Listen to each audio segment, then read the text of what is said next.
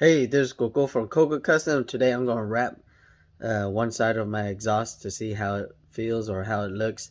Then once the other piece comes in, the Y split, I'll wrap that too. Let me show you how I did it.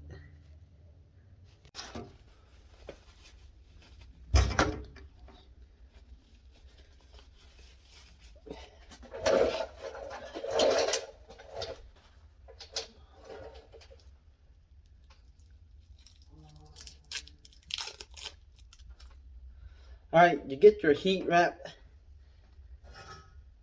I like to fold mine over when I start it. I'm going to start it right here.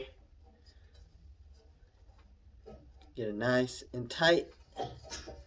Usually I measure it out, but this time this is an open shot. I feel like I could do it all in one, and I don't have to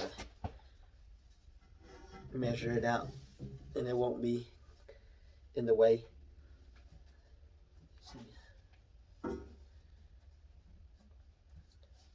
Some people put it on wet. That's fine. This is how I do mine.